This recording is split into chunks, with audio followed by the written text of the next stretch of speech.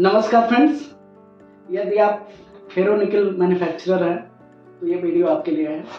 Recently quality control order आया है जिसमें इस प्रोडक्ट को मैंडेटरी बीएस सर्टिफिकेशन के लिए कंसिडर किया गया है। ये quality control order ministry of steel से आया हुआ है। तो इस कंप्लीट वीडियो में हम आपको बताएंगे क्वालिटी कंट्रोल ऑर्डर क्या होता है, बीआईएस क्या है, बीआईएस का लाइसेंस, आईएसआई लाइसेंस का प्रोसेस क्या है, आपका वैलिडिटी क्या होगा, लाइसेंस का ड्यूरेशन क्या होगा, कितने टाइम में आपको ये लाइसेंस मिलेगा, एक्सपेंसेस क्या होंगे, ये सारी बातें हम इस वीडियो में कवर करेंगे। तो सबसे पहले मैं अपने बारे में बता दूं, मेरा नाम प्रमोद जायसवाल है। मैं induce India testing and research private limited का फाउंडर हूँ एंड 2013 से मैं टेक्निकल कंप्लायंसेस के लिए वर्क कर रहा हूँ और बीआईएस के लिए। तो स्टार्ट करते हैं। सबसे पहले क्वालिटी कंट्रोल ऑर्डर की बात करते हैं। ये मिनिस्ट्री ऑफ स्टील से क्वालिटी कंट्रोल ऑर्डर आया है 1 मई 2024 को, जिसमें क्वालिटी कंट्रोल ऑर्डर होता क्या है बेसिकली, ये जब भी कोई मिनिस्ट्री, कंसर्न मिनिस्ट्री अपने रिलेटेड प्रोडक्ट की क्वालिटी मिनिस्ट्री को लगता है कि वो इम्पॉर्टेंट है कंज्यूमर के सेफ्टी एंड क्वालिटी के लिए, तो क्वालिटी कंट्रोल ऑर्डर के थ्रू उसको मैंडेटरी सर्टिफिकेशन के अंदर डाल दिया जाता है। तो ये basically quality control order ministry of steel से आया है। और ये बीआईएस जो है इसका इन्फोर्समेंट बॉडी होती है, क्वालिटी कंट्रोल ऑर्डर को इन्फोर्स करती है, इम्प्लीमेंट करवाती है, वो बीआईएस है। तो अभी जो क्वालिटी कंट्रोल ऑर्डर आया है वो फेरोनिकल में आया है, जिसका आईएस स्टैंडर्ड है 4409 और इसके अंदर ये आपका जो प्रोडक्ट है 3 जुलाई 2024, मतलब कि ऑलरेडी ये प्रोडक्ट इम्प्लीमेंट हो चुका है मैंडेटरी सर्टिफिकेशन के अंदर।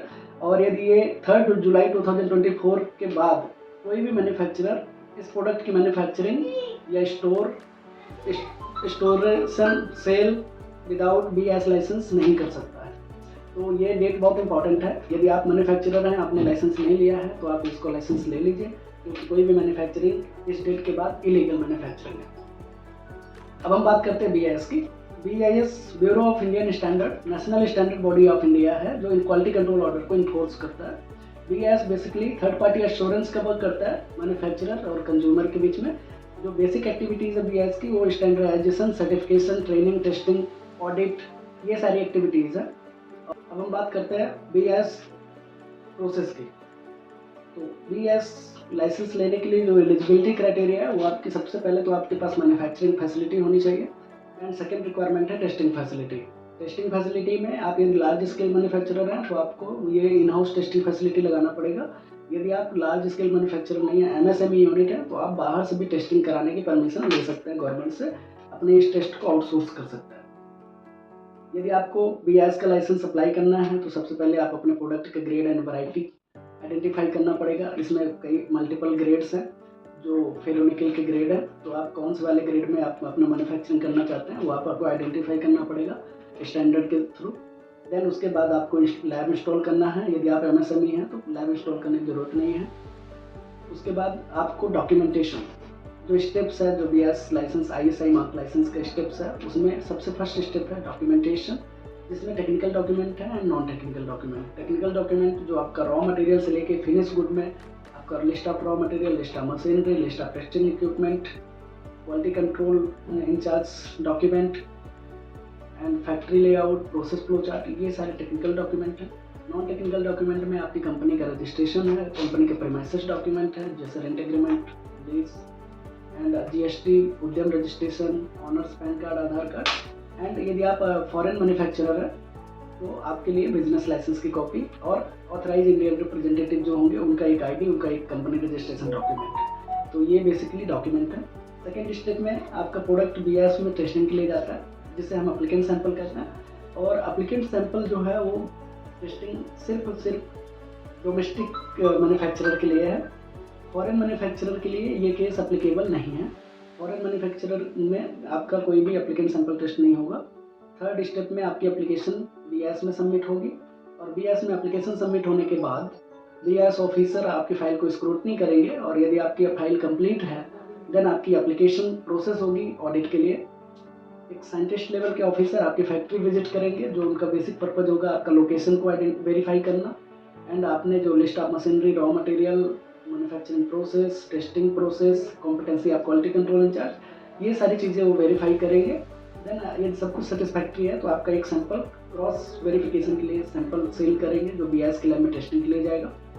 यदि आप डोमेस्टिक मैन्युफैक्चरर हैं तो ये जो आपका सैंपल है BIS सील्ड सैंपल, ये टेस्ट रिपोर्ट का वेट नहीं करना पड़ेगा, आपको लाइसेंस मिल जाएगा। लेकिन यदि आप फॉरेन मैन्युफैक्चरर हैं तो आपका ये रिपोर्ट आने के बाद आपको लाइसेंस मिलेगा। तो ये इंटायर प्रोसेस है आपके BIS लाइसेंस लेने की। इसके बाद बात करते हैं, यदि आपका लाइसेंस होने के बाद आपको एक डॉक्यूमेंट मिलेगा जो लाइसेंस कॉपी होता है, जिसमें आपका क्या लाइसेंस का ये स्टैंडर्ड क्या है, आपका स्कोप ऑफ लाइसेंस क्या है, कौन कौन सी ग्रेड वैरायटी आपने कवर की है, आपको मार्किंग कैसे करना है उसकी गाइडलाइन रहेगी, आपके लाइसेंस की वैलिडिटी की गाइडलाइन रहेगी। अब हम बात करते हैं एक्सपेंसेस की।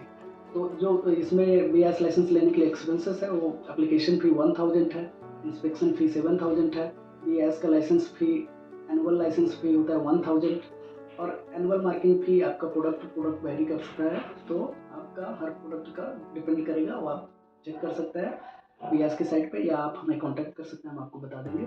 सैंपल टेस्टिंग चार्जेस भी आपको प्रोडक्ट एंड लैबोरेटरी पे डिपेंड करता है, तो वो भी आपका प्रोडक्ट आपके ग्रेड टाइप वैरायटी आइडेंटिफाई करने के बाद फिर आप इसमें भी हमारे से हेल्प ले सकते हैं। तो ये बेसिक एक्सपेंसेस हैं जो आपको BIS के लाइसेंस लेने में आएंगे।